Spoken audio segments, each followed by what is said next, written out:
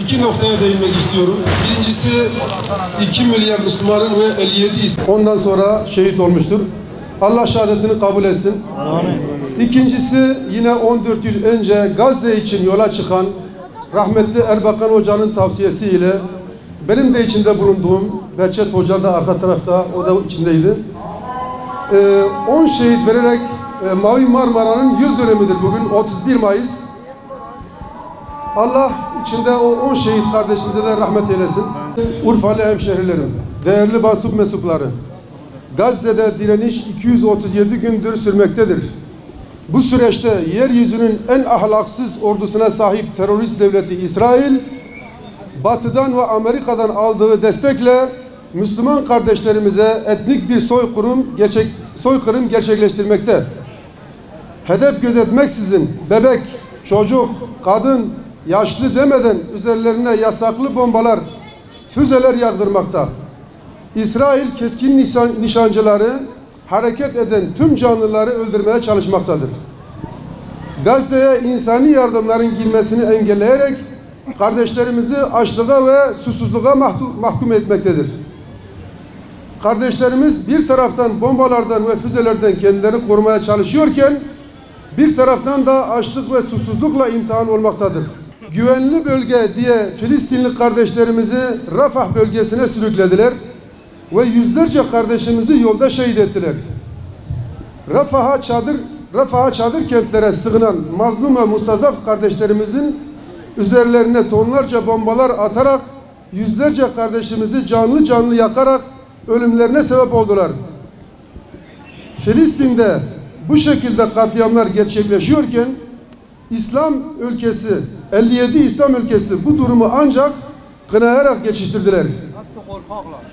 Size soruyorum kardeşlerim, 40 bine yakın insanı katleden ve milyonlarca insanı yerinden yurdundan eden katil ve terörist devletin cezası kınamak mıdır? Gazze'de yaşanan bu insanlık dramında vicdanları sızlayan ve insani değerlerini kaybetmeyen tüm insanlık ayağa kalkmış terörist devlet İsrail'i lanetlerken Siyonistlerin uşaklığını yapan yönetimler ise İsrail'e yaptırım yapmak yerine İsrail'e karşı eylem yapan insanlara zulmetmekte ve seslerini kısmaya çalışmaktadırlar.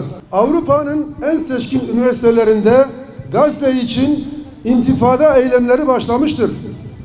Farklı dinlere mensup ama insanlığını kaybetmemiş insanlar Gazze için her gün eylemler gerçekleştiriyorken biz Müslümanların sessiz kalması kabul edilemez. Gazze için tek ses olmalıyız. Seslerimizi her platformlarda hükümete duyurmak zorundayız. Kültür Bakanlığı'nın bu süreçte Türkiye'nin farklı şehirlerinde özellikle Peygamberler Şehri, Şanlıurfa ve ilçelerinde Kültür Yolu adı altında açık hava konserleri ve eğlence programları düzenlemesi kabul edilebilir bir durum değildir.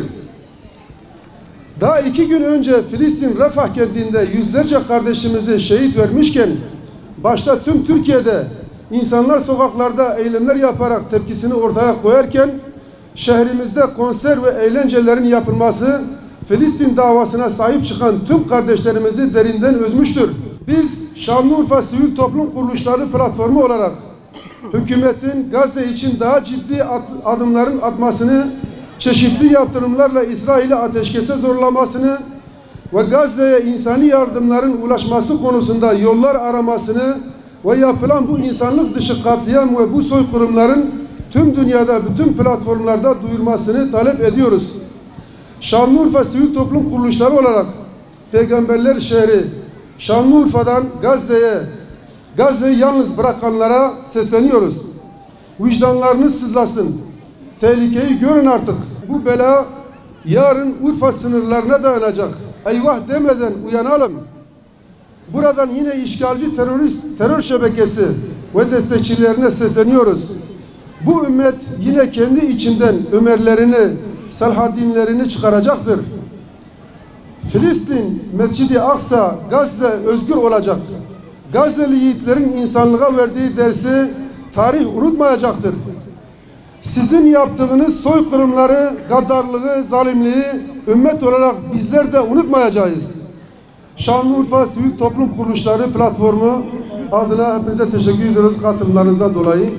Euzubillahimineşşeytanirracim. Bismillahirrahmanirrahim. Elhamdülillahi Rabbil alemin. Vessalatu vesselamu ala Resulina Muhammedin ve ala alihi ve sahbihi ecma'in. Va'fu anna ya Kerim. Va'fu anna ya Rahim. Vagfir lana zunubena bifadlike ve keremike ya ekremel ekremin ve ya erhamer rahimin. Zulme uğrayan mazlum ve mağdur Filistinli kardeşlerimizi sahipsiz, inayetsiz bırakma Allah'ım. Ey hayatı ve ölümün sahibi ve şehadeti bizlere en kutlu ideal olarak tanıtan Rabbimiz, Miracın şehri Kudüs uğruna, yerle bir edilen Gazze uğruna canını feda eden bütün şehitlerimize rahmet eyle. Amin. Onların ruhlarını şad eyle. Amin. Onları sevgili Peygamberimiz Aleyhisselatü Vesselam ile Bedir ve Uhud şehitleriyle beraber haşreyle. Cennetül Firdevs'te saadet ebediye mazhar eyle Allah'ım. Amin.